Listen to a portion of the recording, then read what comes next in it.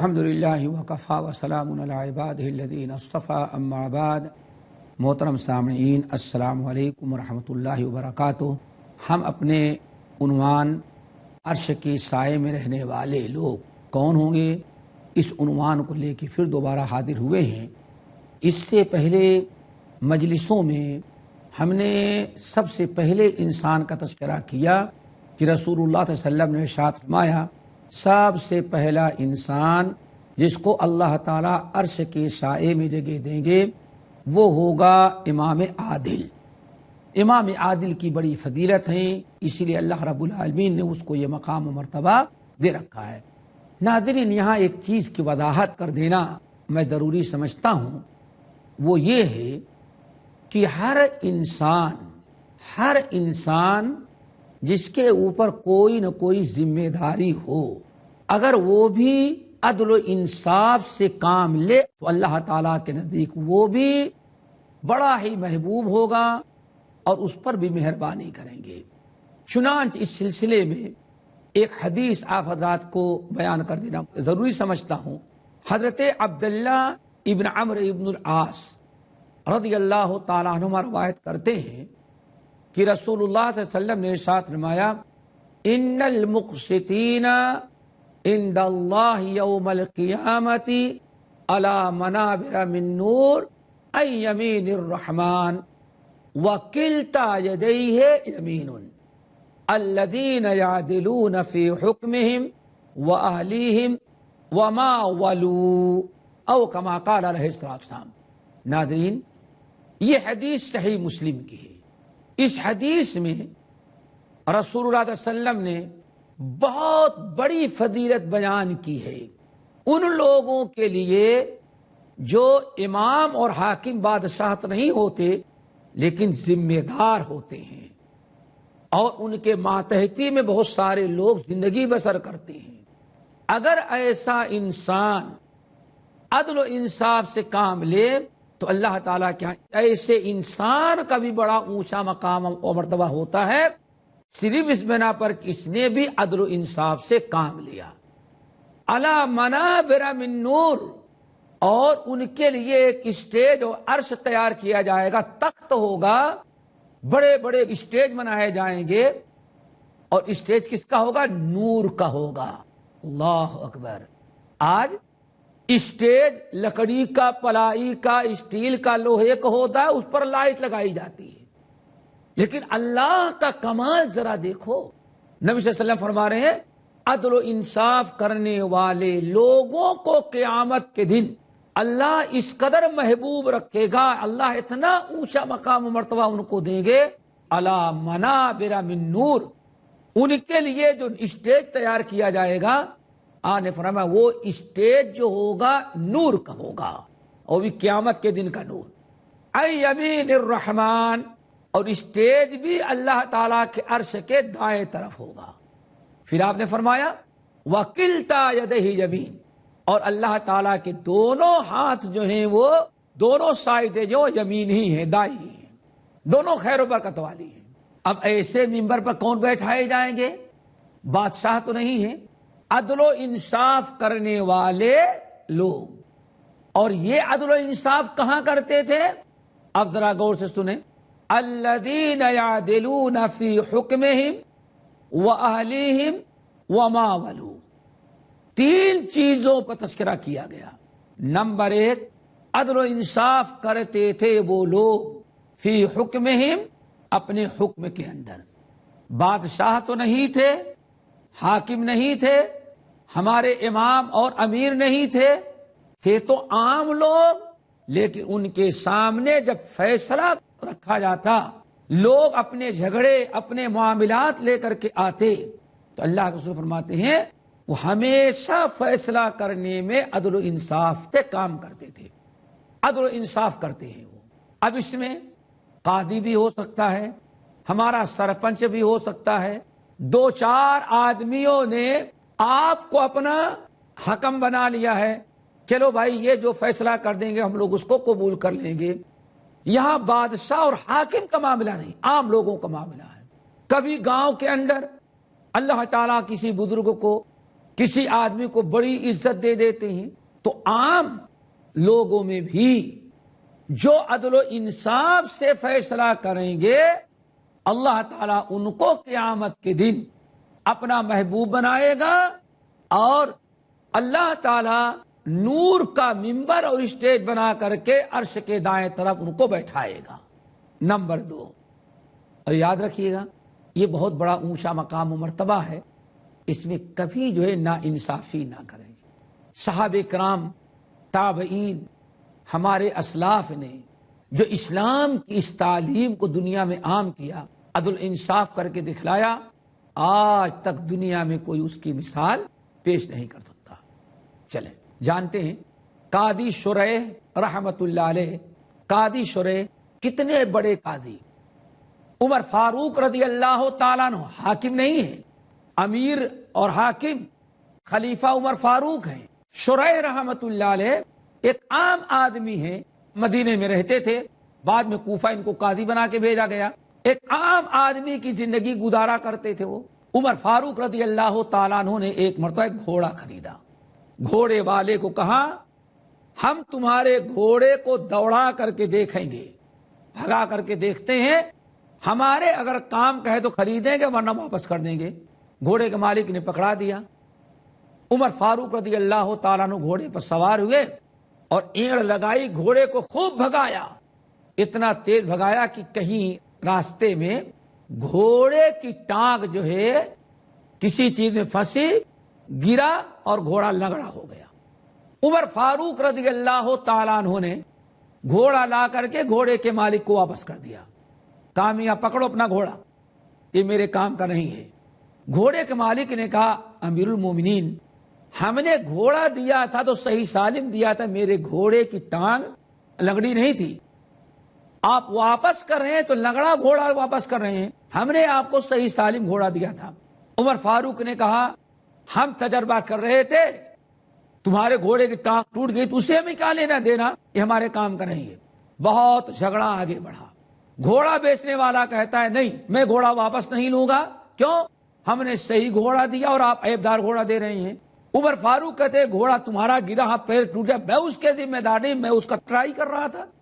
بات بہت آگے بڑھی تو عمر فاروق نے کہا ایسا کرو، گھوڑے کے مالک سے کہا ایسا کرو کوئی ایک حکم مقرر کر لو، تیسرا شخص جو ہمارا تمہارا فیصلہ کر دے۔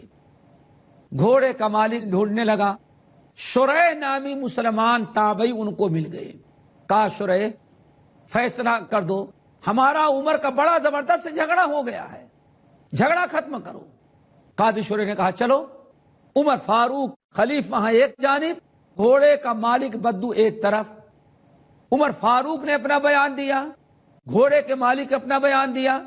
قاضی شریح رحمت اللہ علیہ نے عمر فاروق جو حاکم وقت خلیفہ، جس کے روب سے قیصر و کسریٰ تھراتے تھے اور کانپتے تھے، قاضی شریح نے ان کی طرف توجہ کی اور نگاہ میں نگاہ ملائی اور کہا اے امیر المومنین، تو حق پر ہے اور آپ ناحق کر رہے ہیں، آپ کو اگر لینا نہیں ہے تو جیسے بغیر عیب کے آپ نے گھوڑا اس سے لیا تھا آپ ویسے اس کو گھوڑا لوٹائیں، اور اگر آپ نہیں لوٹا سکتے تو یہ عیب دار گھوڑا رکھیں اور اس کی قیمت ادا کریں۔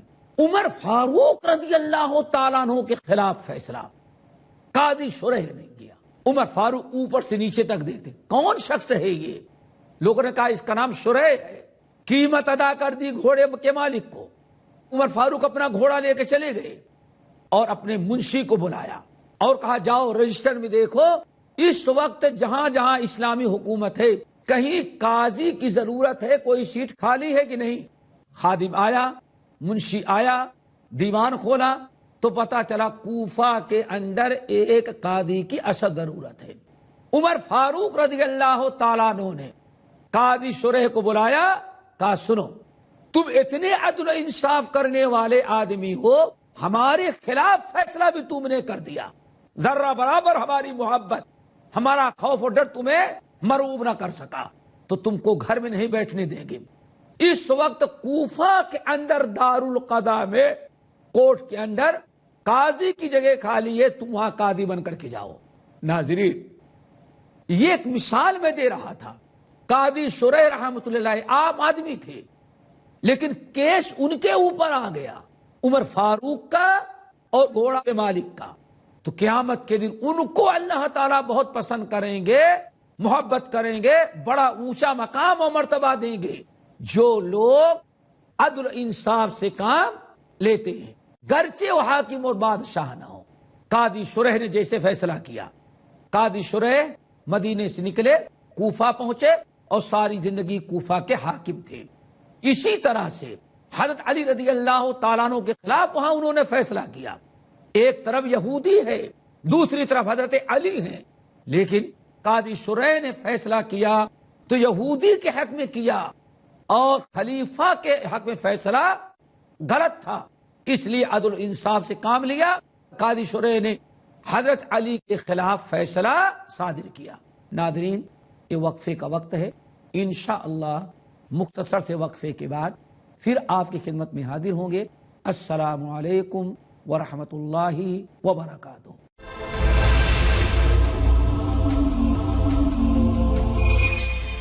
الحمدللہ وکفی وسلام علی عبادہ الذین اصطفی، اما بعد. محترم ناظرین، وقفے سے قبل ہم آپ حضرات کے سامنے نبی علیہ السلام کی ایک حدیث پیش کر رہے تھے، جس میں عدل و انصاف کی بڑی فضیلت بیان کی گئی ہے، جس میں اللہ کے رسول صلی اللہ علیہ وسلم ارشاد فرماتے ہیں کہ بادشاہ کے علاوہ بھی جو انسان اپنے حکم کرنے، فیصلہ کرنے میں عدل و انصاف سے کام لیتا ہے تو قیامت کے دن اللہ تعالی کا وہ محبوب بندہ ہوگا. اللہ اپنے عرش کے دائیں جانب اس کو ایک نور کے منبر اور اسٹیج پر بیٹھائیں گے. اور وہ اس کا عدل و انصاف کہاں ہوتا ہے؟ نمبر ایک، سب سے پہلے تو عدل و انصاف کرتا ہے جب دوسروں کے فیصلے اس کے پاس آ جاتے ہیں تب. قاضی ہے، سرپنچ ہے، یا گاؤں کا کوئی بڑا آدمی ہے، قوم اور قبیلے کا با اثر آدمی ہے، جس کے پاس لوگ اس کو بڑا سمجھ کر کے اپنا فیصلہ لے کر کے آتے ہیں. جب بھی انسان کے سامنے کوئی دو شخص اپنا فیصلہ لے کر کے آئیں تو ان کے فیصلے میں عدل و انصاف سے کام لیا جائے. کسی کی الفت، کسی کی محبت، کسی کی نفرت اور کوئی رشتہ داری آپس میں عدل و انصاف سے ہمیں محروم نہ کر دے. اعدلوا هو اقرب للتقوی.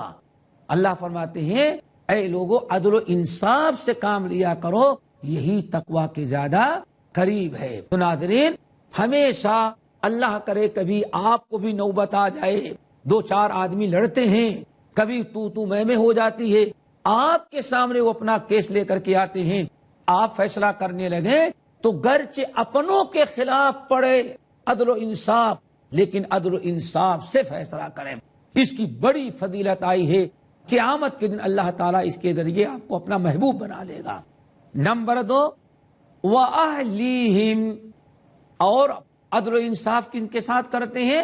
وَأَهْلِهِمْ، اپنے گھر والوں کے ساتھ وہ عدل و انصاف کرتے ہیں. ناظرین ذرا یہ غور کریں، کوئی آدمی یہ نہیں سمجھتا کہ ہاں ہمیں اپنے گھر والوں کے ساتھ بھی عدل و انصاف کرنا ہے. اللہ کے نبی صلی اللہ علیہ وسلم فرما رہے ہیں جو لوگ اپنے گھر والوں کے ساتھ عدل و انصاف سے کام لیتے ہیں، قیامت کے دن اللہ تعالی اس انسان کو جس نے اپنے گھر والوں کے ساتھ عدل و انصاف کیا ہے، قیامت کے دن اللہ تعالیٰ کو محبوب ہوگا اور اپنے عرش کے دائیں جانب اللہ تعالیٰ اس شخص کو جگہ دیں گے، اور ممکن ہے کہ اللہ تعالیٰ اسے بھی عرش کے سائے ہی میں بلا لیں. اللہ رسول فرماتے ہیں گھر والوں کے ساتھ عدل و انصاف کرنا. اب گھر والوں کے ساتھ عدل و انصاف کرنا، اس میں کون ہے؟ اللہ اکبر. ناظرین بھائی شاید تعجب آپ کرتے ہوں گے کہ گھر والوں کے ساتھ عدل و انصاف نہیں، یہاں بھی ضرورت ہے. اس کی کئی شکلیں ہوتی ہیں. نمبر ایک، گھر میں ماں باپ ہیں، ماں ہے اور باپ بھی ہے. اب آپ کا کام ہے دونوں کے ساتھ عدل و انصاف کرنا. ماں اور باپ کا بھی کوئی معاملہ آ جائے تو دونوں کے ساتھ عدل و انصاف کرنا. کسی ایک کی طرفداری کر کے دوسرے کو تکلیف نہ دینا. اگر ماں باپ میں کوئی لڑائی نوک جھونک رہتی ہے، کوئی اختلاف ہوتا ہے، تو اس اختلاف کو ختم کرنے کی کوشش کریں، لیکن ناحق کسی کا ساتھ نہ دیں، اور ماں کا حق ماں کو دے اور باپ کا حق باپ کو دے، اور آگے بڑھ گئے۔ آپ کے ماں باپ ہیں اور آپ کی بیوی ہے، اب پھر آپ کے سامنے عدل و انصاف کرنا ہے۔ ماں باپ کا بھی حق ہے اور بیوی کا بھی حق ہے، پورا پورا حق ماں کو بھی دے، اور دونوں کے حقوق اللہ نے مقرر کیا ہے۔ ماں باپ کا بھی حق پورا ادا کریں اور بیوی کا بھی حق پورا کریں، اور اگر دونوں کے حقوق ادا کرنے میں عدل و انصاف، کسی کے ساتھ زیادتی اور ناانصافی نہ ہو۔ کبھی ممکن ہے ساس بہو میں نوک جھونک ہو، کبھی سسر اور بہو میں نوک جھونک ہو، آپ ذمہ دار ہیں، آپ کا کام ہے ایسے موقع پر عدل و انصاف سے کام لینا۔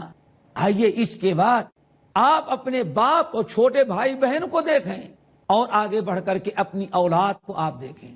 اولاد کے ساتھ عدل و انصاف کریں۔ اولاد کے ساتھ ہم کیسے عدل و انصاف کریں؟ کم سے کم 3 شعبے ہیں جہاں خاص طور سے عدل و انصاف کرنا چاہیے۔ نمبر 1، اولاد کی ولادت پر، بیٹے کی ولادت پر آپ جیسے خوشی کا اظہار کرتے ہیں اور دل میں خوشی محسوس کرتے ہیں، ایسے ہی بیٹی کی ولادت پر بھی آپ کو خوشی کا اظہار کرنا چاہیے۔ کہیں ایسا نہ ہو بیٹے کی ولادت پر آپ نے بہت خوشی کا اظہار کیا، لیکن بیٹی کی ولادت پر آپ نے خوشی کا اظہار نہ کیا، کہیں ایسا نہ ہو کہ رب کے اس تقسیم پر اور اللہ کی اس دی ہوئی نعمت پر آپ نالا نظر آ رہے ہوں کہ اللہ نے بیٹا دیا تو بڑی خوشی اور بیٹی دی تو ویسے ہی گزار دیا جائے۔ نمبر 2، ماں باپ دونوں کو چاہیے کہ اولاد کے ساتھ الفت، محبت، لاڈ اور پیار، گود لینے، اٹھانے، بوسہ دینے، چومنے میں بھی برابری کی جائے۔ چنان حدیث کے اندر آتا ہے نبی علیہ السلام بیٹھے ہوئے، آپ کے ساتھ صحابہ کرام کی ایک جماعت اور ایک گروہ ہے۔ ایک صاحب کی بیٹی دوڑی ہوئی آئی، اس نے دیکھا کہ میرے والد نبی علیہ السلام کے پاس بیٹھے ہوئے ہیں، بچیوں کی جیسی عادت ہوتی ہے، اپنے باپ کو دیکھ کر کے ابو یا کہتے ہوئے دوڑی اور والد کے پاس آ کر کے کود پڑی گود میں۔ والد نے اس کو لیا گود میں اور لینے کے بعد اس کو زمین پر بیٹھا دیا۔ ناظرین ذرا غور سے کریں، اتنا زیادہ انصاف کرنا ہے، ذرہ برابر عدل و انصاف میں فرق نہ ہو، لاڈ پیار محبت میں۔ بیٹی کو لیا اور اٹھا کر بازو میں بیٹھا دیا۔ تھوڑی دیر میں بیٹا آیا، بیٹا بھی دوڑا ہوا آیا۔ جب بیٹا دوڑا ہوا آیا، بیٹا جب کود کر کے گود میں بیٹھا تو لے لیا، پہلے چوما، بوسہ دیا اور پھر اپنے گود میں اپنی راہ پر بیٹھا لیا۔ نبی علیہ السلام نے ان کی اس عمل کو دیکھا کہ بیٹی آئی، بیٹی کود پڑی گود میں، انہوں نے اتار کر کے بیٹھا دیا۔ بیٹا آیا، وہ بھی گود میں کود پڑا اور انہوں نے کیا کیا؟ لپک کر کے گود میں پکڑا، چوما اور ران پر بیٹھا لیا۔ آپ نے کیا فرمایا؟ یا فلان ما عدلت بینہما، میاں تم نے اپنی اولاد کے درمیان انصاف نہیں کیا۔ دیکھا آپ نے، یا فلان ما عدلت بینہما، تم نے اولاد کے درمیان، تم نے ان دونوں بچوں کے درمیان عدل و انصاف نہیں کیا۔ ناظرین، اولاد کے ساتھ عدل و انصاف، اس کا تیسرا شعبہ کیا ہے؟ وہ یہ ہے کہ اولاد کا حق آپ ادا کیجئے۔ اولاد کا حق کیا ہے؟ یہ بڑی طویل داستان ہے، بڑے اختصار کے ساتھ۔ نمبر 1، آپ کوششیں کریں، جس اولاد کی مستقبل میں امید رکھتے ہیں اس کا حق یہ ہے کہ آپ بہترین ماں ڈھونڈیں۔ ہماری مائیں اور بہنیں آئندہ جس اولاد کی تمنا رکھتی ہیں چند سالوں میں، اس کے لیے چاہیے کہ اچھا باپ، دیندار باپ ڈھونڈیں۔ یعنی رشتہ کرتے وقت، شادی کرتے وقت زوجین میاں بیوی دونوں کے لیے ضروری ہے کہ آنے والی اولاد کے لیے ایک بہترین قسم کا ماحول میسر کرے، اور یہ کب ہوگا؟ جبکہ ماں باپ دیندار ہوں، اسی لیے نبی علیہ السلام نے فرمایا سب سے بہترین اولاد وہ ہوتی ہے جو بین القریبین ہو، یعنی باپ بھی دیندار اچھا تقوی شعار ہو اور ماں بھی دیندار تقوی شعار ہو، ان دونوں سے جو اولاد پیدا ہوگی وہ دیندار ہوگی۔ ایک حق تو یہ ہے۔ نمبر 2، اولاد کے پیدا ہونے پر اچھا سا نام رکھیں، اس کا عقیقہ کریں، اس کا خیال رکھیں۔ نمبر 3، اولاد کے سوجھ بوجھ آنے کے پہلے ماں باپ کے لیے ضروری ہے کہ اب گھر کا ماحول اسلامی بنا لے تاکہ بچہ آنکھ کھولے تو اسلام ہی اس کو نظر آئے، کوئی غیر اسلام نظر نہ آئے۔ ناظرین، یہ اولاد کا حق ہے، اور سب سے بڑا حق اولاد کا یہ ہے کہ رب العالمین نے آپ پر فرض قرار دیا ہے کہ اولاد کی صحیح تعلیم و تربیت ہو۔ قُوا انفسکم واہلیکم نارا، ایمان والو تم خود بھی جہنم سے بچو اور اپنی اولاد کو بھی جہنم سے بچاؤ۔ اپنے آپ کو جہنم سے بچانے کا طریقہ تو یہ ہے، اور مطلب یہ ہے کہ ایمان اور عمل صالح کرے اور گناہوں سے بچیں، اور اولاد کو جہنم سے بچانے کا معنی اور مطلب یہ ہے کہ اولاد کو دین سکھلائیں، اچھی تعلیم و تربیت دیں، ان کے حق کو ادا کریں، اسلامی تعلیمات دیں، روزے نماز کا پابند بنائیں، اور ان کے اندر ایمانی بیداری اور دینی سوجھ بوجھ پیدا کریں۔ ناظرین، یہ اولاد کا حق ہے۔ اب اگر کسی انسان نے اپنی اولاد کو جہنم سے نہ بچایا، اولاد کی صحیح تربیت نہ کیا، اولاد کی دیکھ بھال برابر نہ کیا، تو یہ اولاد کے ساتھ انصاف نہیں ہوا۔ اس لیے اولاد کے ساتھ انصاف کرنے والا، اولاد کے درمیان عدل و انصاف کرنے والا اللہ کو بڑا محبوب ہوگا۔ قیامت کے دن نور کا ممبر ہوگا، اسٹیج اس پر بیٹھائے گا اور اللہ تعالیٰ جنت میں اپنے قریب جگہ دے گا۔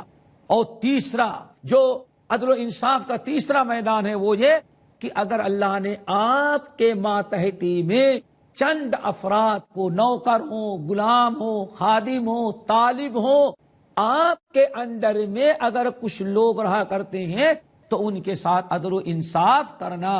ناظرین، عدل و انصاف کا عنوان یہی مکمل ہوا، اور بات یاد رکھیے کہ سب سے پہلے قیامت کے دن عرش کے سائے میں عدل و انصاف کرنے والے لوگ ہوں گے، عدل و انصاف کرنے والا بادشاہ ہوگا۔ وقت اختتام کو پہنچا، انشاءاللہ باقی باتیں اگلے نشست میں لے کے حاضر ہوں گے۔ وآخر دعوانا ان الحمد للہ رب العالمین۔ السلام علیکم ورحمۃ اللہ وبرکاتہ۔